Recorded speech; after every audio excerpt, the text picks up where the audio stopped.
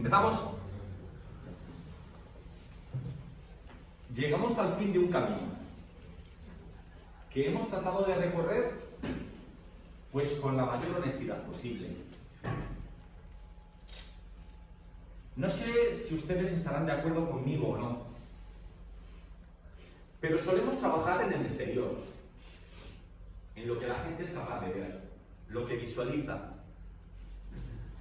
Nos encanta comprarnos televisiones de plasma de 58 pulgadas, pero no invertimos en aluminio que mantengan el calor.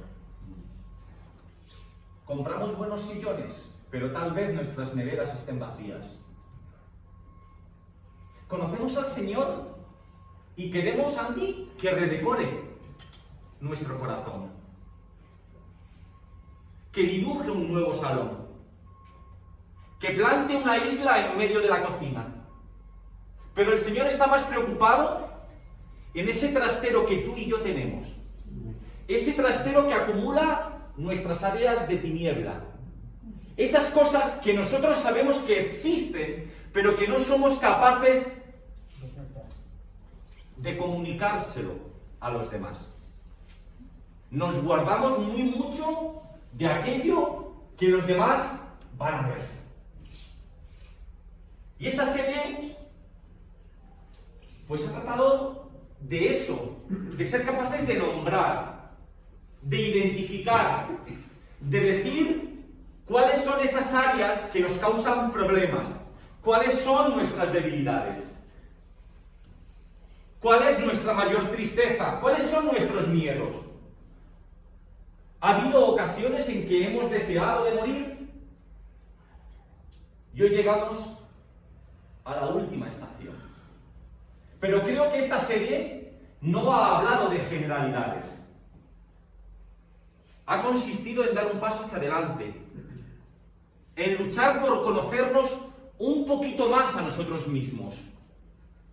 Porque cuando nos conocemos, Araceli, somos capaces de avanzar más en la vida y dejamos de culpar al resto.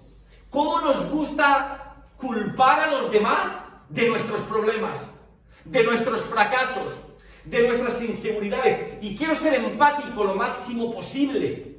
Yo sé que entre nosotros hay personas que están muy dañadas, porque en el pasado fueron heridas por otras personas.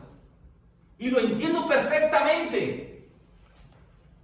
Pero hermanos, no podemos culpar siempre a los demás. Invertimos demasiado tiempo en buscar culpables y nunca en hallar soluciones.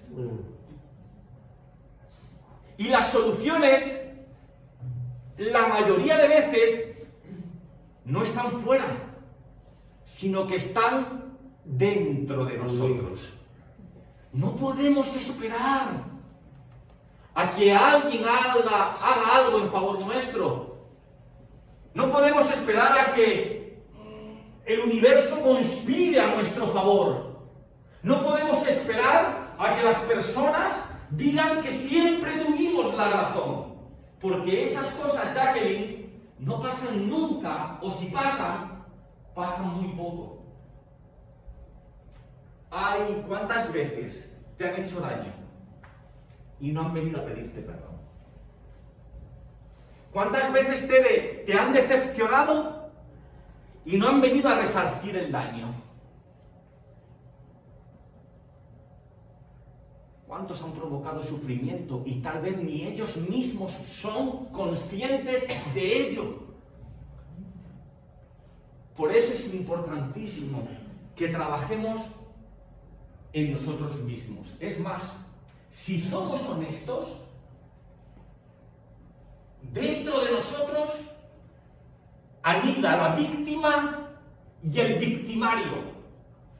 Sí, muchas veces nos han hecho daño, pero nosotros también lo hemos provocado.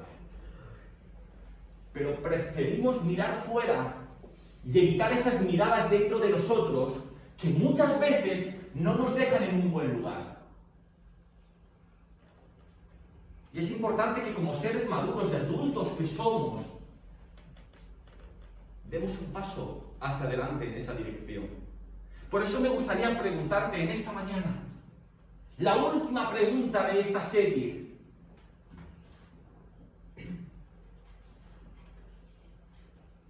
¿Qué es lo que da vergüenza?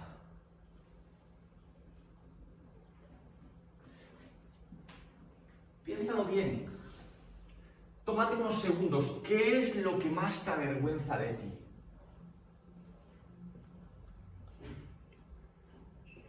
¿Saben? La vergüenza y la culpa son hermanas gemelas. Pero desde el prisma de la psicología, la culpa tiene que ver con lo que he hecho. La vergüenza con lo que somos. Y hay un sentimiento de culpa que no está mal. A mí no me gusta hablar de la culpa, pero hay un sentimiento de culpa que está bien. ¿Cuál, Feli? Pues ese que me lleva a tratar de hacer las cosas mejor. Fallé en esto, voy a luchar por rectificarlo, por no volver a caer en lo mismo. Pero no me gusta cuando la gente utiliza la culpa para manipular a otras personas, para que se sientan mal, y eso lo hacemos muchas veces dentro de las iglesias. Culpabilizar a la gente para tenerla bajo nuestro control. Y eso no es evangelio. Eso no podemos decir que viene de Dios. Por eso muchas veces existe un mensaje de culpa que es muy dañino. Y es ese mensaje que dice, hay algo mal en mí. Es que todo lo que hago está mal. Es que no tengo solución. Es que no tengo arreglo. Y nos damos cuenta de que no somos capaces de avanzar. Porque tenemos esa sensación muy interiorizada dentro de nosotros. ¿De qué sientes vergüenza? Hay personas, y quiero ir mucho más allá de todo esto, pero hay personas que, por ejemplo, tienen vergüenza de hablar en público. ¿Por qué tienen vergüenza de hablar en público? Si es verdad, a ti te digo muchas veces que a ver cuando diriges y nunca le dices que no, que es verdad, ¿no? ¿Por qué hay mucha gente que siente vergüenza de hablar en público? Porque piensan que no tienen gran cosa que decir. Que sus ideas no son tan geniales. Que la gente no tiene por qué perder el tiempo. Madre mía, la cantidad de gente interesante que yo conozco que tiene un escaso concepto de sí mismo. ¿Y saben el problema? Es que cuando la gente interesante, cuando la gente que tiene algo que decir no lo hace, hay alguien que ocupa ese lugar. Y normalmente suelen ser personas que tienen muy poquito o nada que aportar. Hay personas que se avergüenzan de su cuerpo. Porque llevamos décadas. Oye, hace muchos años, ¿cómo se llamaba? La orquesta Mondragón cantaba. Ellos las prefieren gordas, gordas, gordas. Eso era hace muchos años. Muchos años. Llevamos décadas que nos están bombardeando con cuál es la figura que has de lucir. ¿Cuál es la figura que está aparejada al éxito? El cuerpo que has de mostrar para que siempre tu pareja se sienta cautivada. Y muchas veces uno se siente impotente porque no es capaz de alcanzar esos objetivos. ¡Ay, madre mía! ¿Cuántas veces nos avergüenzan los pensamientos que rondan nuestra cabeza? Y sabe Jacqueline, no se los confesamos a nadie. Hay algunos pensamientos que tenemos que no nos atrevemos ni a confesárselos a Dios. Y decimos, madre mía, si en la iglesia supieran lo que pasa por mi mente, no me dejarían servir en ella. Me encantó un predicador muy conocido, muy famoso, que dijo una vez, me encantó porque fue brutalmente honesto. Si ustedes supieran lo que pasa por mi cabeza, no me dejarían predicar.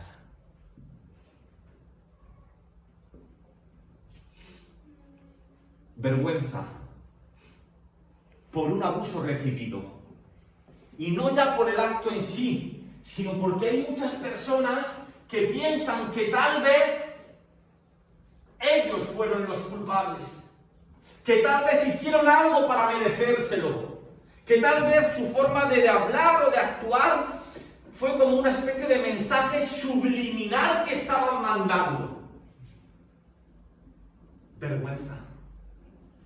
Vergüenza. Hay gente que siente tanta vergüenza que nunca reconocerá lo que es por miedo a perder a sus seres queridos, por miedo a perder la amistad con sus hermanos de fe. Vergüenza. Vergüenza. Y lo que a mí me preocupa es que como cuerpo de Cristo, como iglesia, no hemos sabido crear un espacio donde la gente se atreva a mostrarse tal y como es. Que todo lo maquillemos, que todo lo disimulemos, que mostremos el lado de la cara que más nos favorece, en lugar de reconocer que somos personas físicas y humanas, con nuestras luchas, con nuestras debilidades, que muchas veces no lo hacemos a propósito, pero nos seguimos equivocando y seguimos haciendo daño.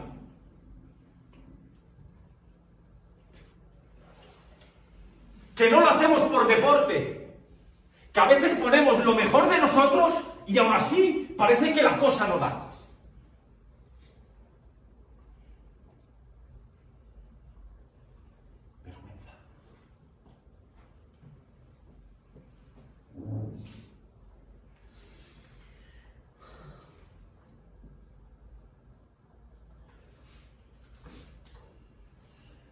Y saben, mucha de la vergüenza que sentimos está modelada socialmente. Y mucha de ella viene con cuestiones de género. Por ejemplo, ay, ¿cuántas veces no se dice lo que se espera de una mujer? Como eres mujer, Mónica, se espera que seas fértil, que la ropa la tengas impoluta, limpita y planchadita y colgadita en el armario, la casa reluciente. Y si tiene que trabajar 8 horas fuera de casa, no pasa nada, Chari. Yo espero que tu casa se haya quedado limpia esta mañana porque eres una mujer. Nadie se acuerda, si salió a las 7 de la mañana, no pasa nada. No pasa nada. También hay muchas cosas que parece que se esperan de un hombre. Que sea fuerte. Que sea proveedor. Que aunque no esté en casa casi nunca, sea el que imponga las normas. Que ponga y marque los límites a sus hijos.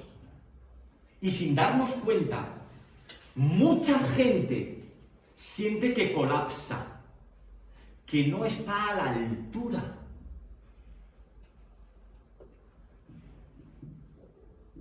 Y siente vergüenza. Y empezamos a mostrarnos tal y como somos, tal y como no somos. No tengo muchas soluciones en esta mañana, pero sí quiero dejar 4 ideas, simples, sencillas, breves, para que nos ayuden a trabajar con estos sentimientos de vergüenza que arrastramos. En primer lugar, parece de perogrullo, ¿no? Nadie es perfecto. Todos tenemos defectos. Dice el sabio en Eclesiastés capítulo 7, versículo 20, no hay en la tierra nadie. Araceli, ¿nadie quién? Nadie. No hay en la tierra nadie tan justo que haga el bien y nunca peque. Pero es que Pablo va a decir algo muy parecido.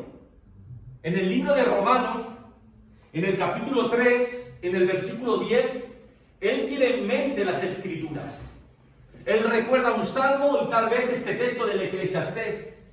Y dice, así está escrito, él hace memoria, así está escrito, no hay un solo justo, ni siquiera uno. Hermanos, cuando reconocemos que esto es verdad, tenemos que entender que no solamente podemos estar dispuestos a que la gente nos dé segundas oportunidades, nosotros también tenemos que estar dispuestos a dar segundas oportunidades. Que la misericordia, el amor, la empatía no son caminos de una sola dirección. Que cuando yo estoy dispuesto a que esos sentimientos y esas acciones me abracen, yo tengo que hacer lo mismo. Pero muchas veces, desde la iglesia, queremos poner un nivel tan alto, tan alto, tan alto, que parece que en ciertos lugares no hay nadie imperfecto. ¿Y saben por qué parece que no hay nadie imperfecto? Porque permiten que esas personas se queden por el camino. Y se les muestra que ya no son válidas para seguir sirviendo en la comunidad. Cuando todos nos necesitamos los unos de los otros. No hay nadie tan perfecto. No hay nadie que pueda juzgar a otro. No hay nadie que sea capaz de señalar a otro. Porque todos tenemos nuestros propios demonios.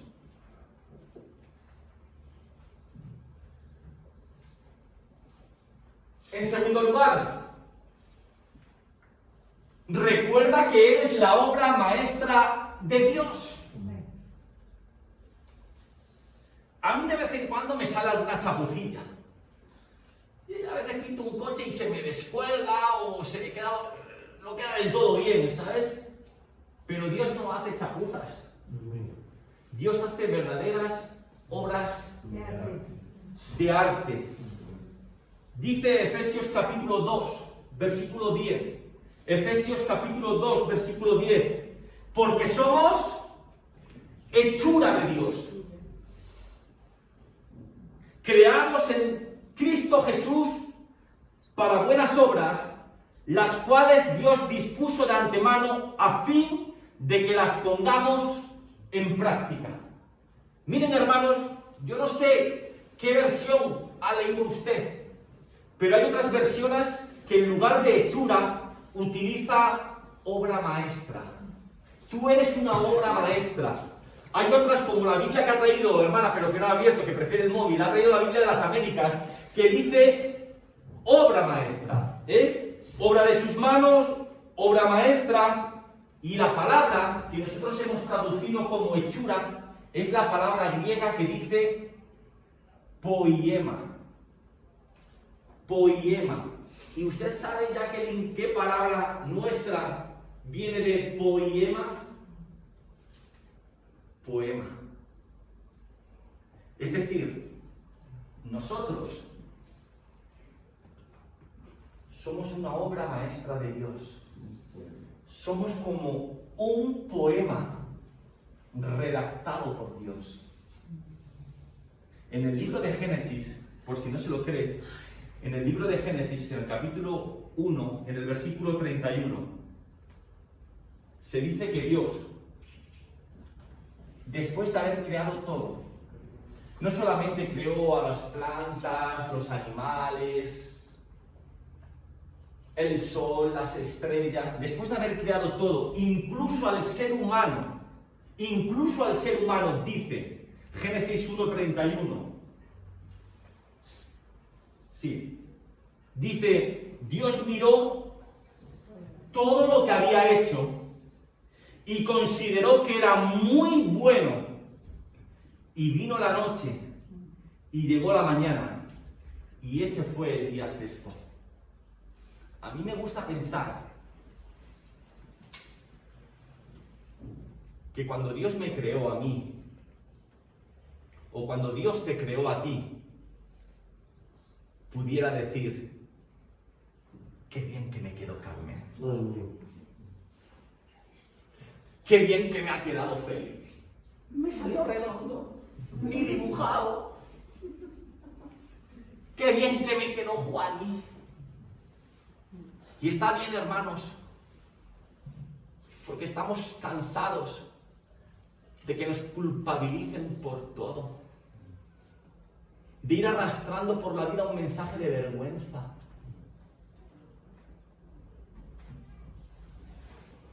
Somos hechura de Dios, creados por Él, importantes para Él. Tenemos que recobrar la dignidad que cada ser humano tiene. Todos somos importantes para Él. ¿Quién se acuerda? El otro día mi jefa le comentaba a la secretaria, estaba como apenada porque un padre había lanzado a través del muro a su hijo para dejarlo en zona de Estados Unidos.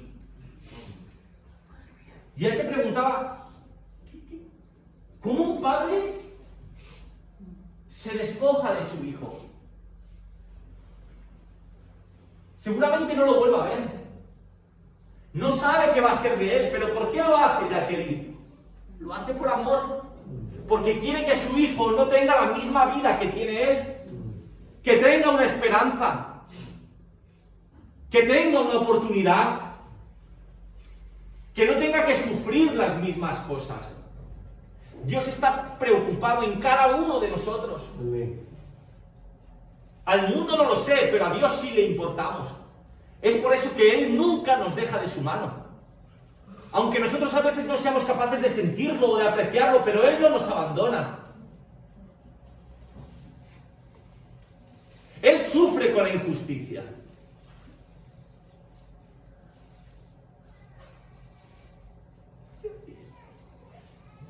Perdóname si estoy dando demasiada información, pero yo me quedaba el otro día, cuando Juan me dice lleva 19 años trabajando en la empresa. Hoy no todo el mundo aguanta 19 años en una empresa. 8 horas. 19 años. 8 horas. A razón de 500 euros.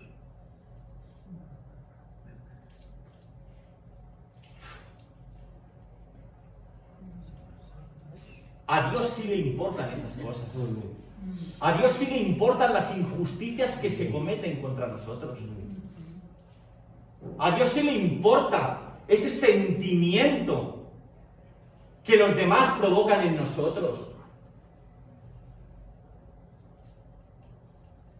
Es muy fácil que cuando el mundo nos ningunea, nosotros lleguemos a la conclusión de que no valemos tanto.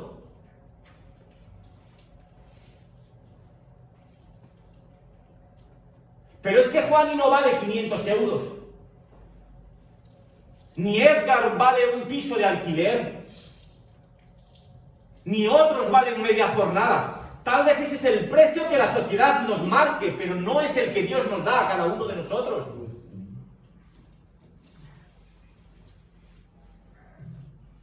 Y es importante de que seamos conscientes de ello, para ir por la vida con la cabeza alta, porque no somos cualquier cosa. Somos la creación hermosa de Dios. Amén. Capaz de ser consciente de sí mismo, de ser consciente del prójimo y de ser consciente de la necesidad, eso sí, que tenemos de Dios.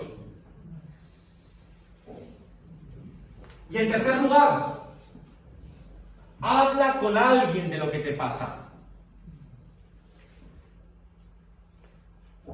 ¿Tenemos que trabajar nuestra espiritualidad? Claro que sí. No podemos perder nuestra relación con Dios. No podemos perder nuestra comunión con Dios. Pero también tenemos que trabajar en nuestra humanidad. Y tenemos que crear un círculo de confianza a quien podamos contarle nuestras cosas. Ser capaz de contar lo que nos preocupa, lo que nos tensiona, lo que nos avergüenza. Dejémonos de una falsa espiritualidad que no nos va a llevar a ningún lado. Dejémonos de mostrar una perfección que nadie puede presumir de ella. Dejemos de disfrazarnos, de maquillar. No, entiéndanme, las mujeres sigan pintando, yo no digo. Pero dejemos de maquillar nuestra realidad. Porque ¿sabe una cosa, Eliseo? Habrá gente que nunca sea capaz de ver lo que hay en mí porque lo disimule muy bien. Moriré con las botas puestas. Pero muchos de nosotros muramos décadas incluso antes de que seamos sepultados, porque la vergüenza acabe con nosotros.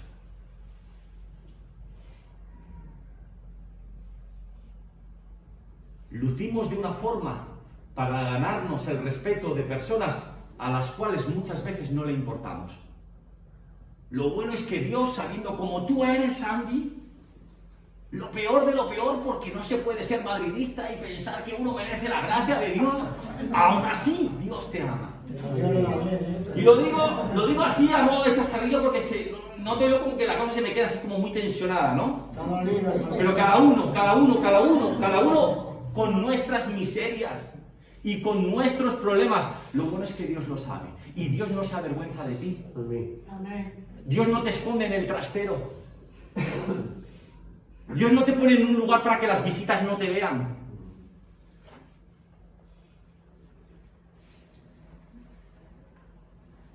Santiago capítulo 5, versículo 16 dice, por eso, confiésense unos a otros sus pecados. Y ahí siempre lo hemos tomado como un confiesa, Rebeca, confiesa que lo sé. Confiesa a Celi, cuéntalo. No va de ese tipo de confesión. Miren, la palabra original en griego, que nosotros hemos traducido como confesión, es la palabra compuesta griega, es mologeo.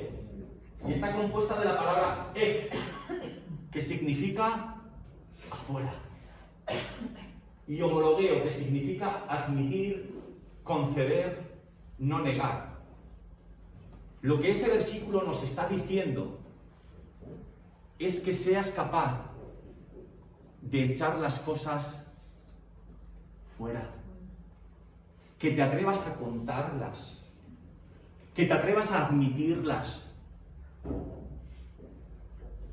Yo sé que uno no puede contar todas sus cosas a todo el mundo, y los descubrimientos que hagas de ti, no hace falta que los publiques. Esas son cosas que se quedan entre tú, Dios y tu círculo de confianza. Pero que te atrevas a liberarte, a despojarte de ese peso insoportable que no hay quien sea capaz de sobrellevarlo. Y en último lugar, número 4, Jesús nos promete descanso. Dice el último versículo que tengo, Mateo capítulo 11, versículo 28.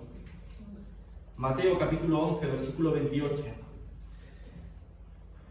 Lo he leído todo en Nueva Versión Internacional. Dice, vengan a mí todos ustedes que están cansados, trabajados, agobiados, y yo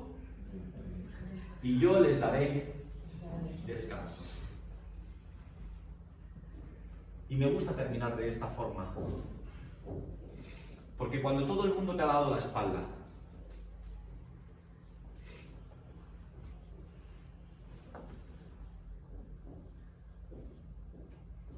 cuando el juicio de los demás está sobre ti, y hay un juicio que incluso es peor, es el tuyo mismo, porque muchas veces nosotros somos los más duros. Empatizamos con los demás, somos capaces de comprender a los demás, pero muchas veces no nos justificamos a nosotros mismos. Pues en ese momento, cuando te has quedado más solo que la una, cuando parece ser que hemos decepcionado a todo el mundo, porque no llegamos a cumplir sus expectativas, Porque no llegamos a ser lo que se esperaba de nosotros. Es en ese momento en que Dios nos dice que tú no eres cualquier cosa. Que Él está ahí para sobrellevar esa carga que no te corresponde.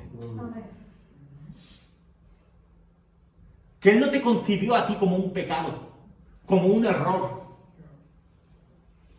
Yo ya lo he contado muchas veces. Yo soy un fallo. Un fallo. Bueno, no, entiéndanme, ¿no? Un fallo para mis padres, ¿no? Yo no estaba en el plan. Por eso salí como salí Andy. No estaba en el plan. Mis padres tenían su vida hecha. Una niña de 8, una niña de 4. ¿A qué viene un niño? A mí no me buscaron, Juani. No es lo mismo que te digan que te buscaron por ahínco. No es lo mismo decir, ¿por qué me salió también Alberto? Es que estuve año y medio detrás de él. Año y medio dibujándolo. Pues mira, quiero que me salga así. Y hay veces que digo, es que me ha salido mejor que mis mejores sueños. Pero es que me lo estuve trabajando año y medio. Con Noelia estuve trabajándomelo 2 años y medio.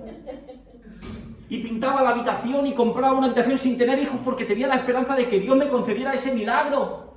No es lo mismo decir eso a que te digan que eres un accidente. Nadie te buscó. Viniste cuando nadie te llamó. No había mesa para ti, no había lugar para ti. No teníamos la cuna preparada para ti. ¿Qué lío ahora volver a comprar ropa y encima del niño? Lo de tus hermanas no nos vale. Porque antiguamente la ropa se heredaba. La mochila que yo llevaba al colegio es la que mi hermana mediana llevaba y la que mi hermana mayor llevaba. Y muchas veces nos conocían por las marcas que los pantalones tenían. De tanto coger el bajo, iban desdoblándolo para que te sirviera. Y uno lo hace con la sensación de que es un accidente. De que está en el mundo por error. Pero para Dios tú no eres ningún error.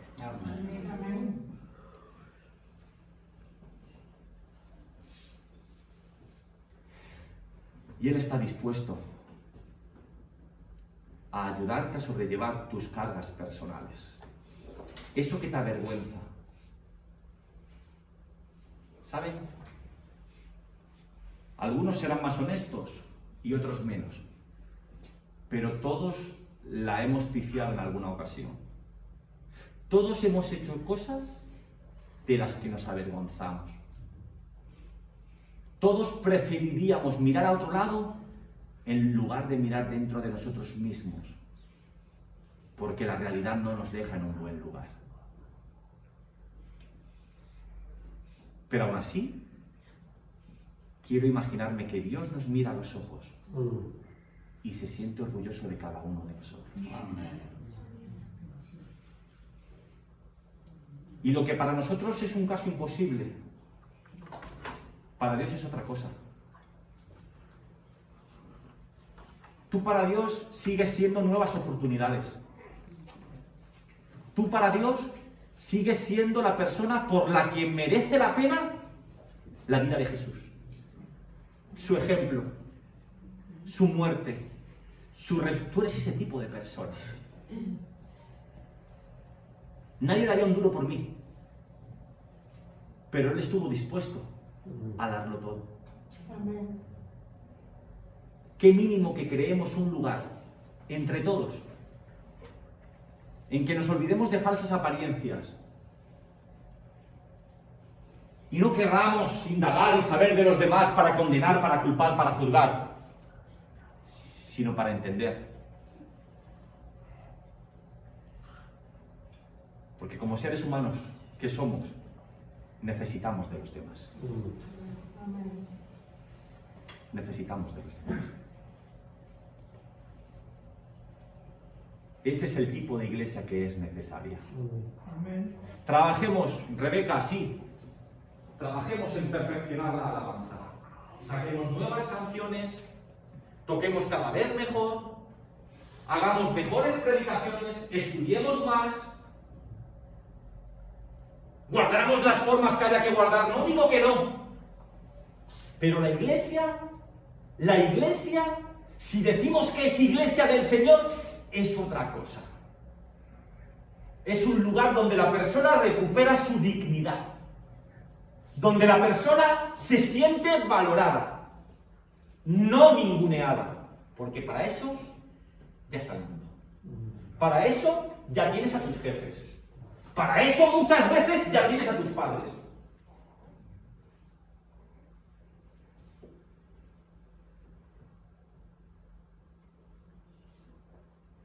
Dejemos ese mensaje de culpa, si no nos va a motivar a mejorar, a evolucionar, a superarnos. Olvidemos ese mensaje para condicionar a los demás. Dios no te quiere condicionado. Dios no te quiere comprometido en el sentido de es lo mismo que se espera de mí. Es otra cosa.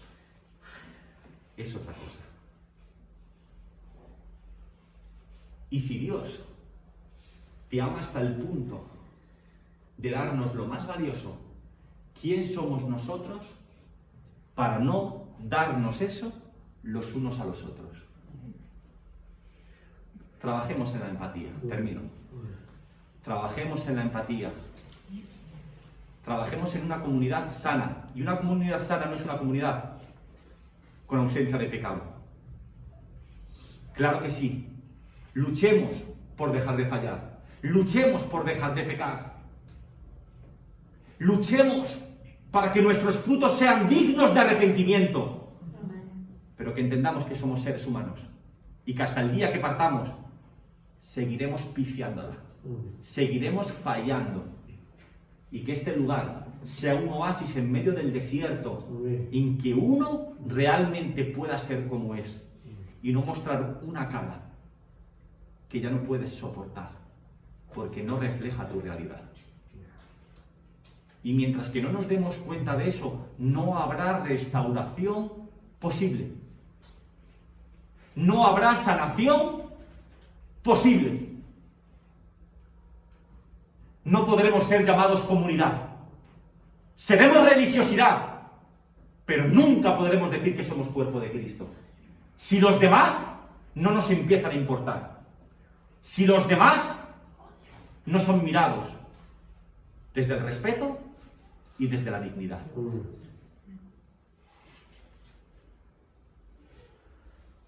Usted no es un negro, un sudaca, un gitano. La sociedad podrá decir lo que quieras.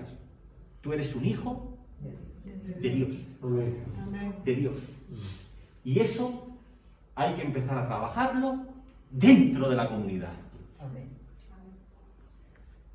No importa si fui drogadicto, si fui alcohólico, si fui dado a las mujeres, a los hombres, al juego, a la pornografía.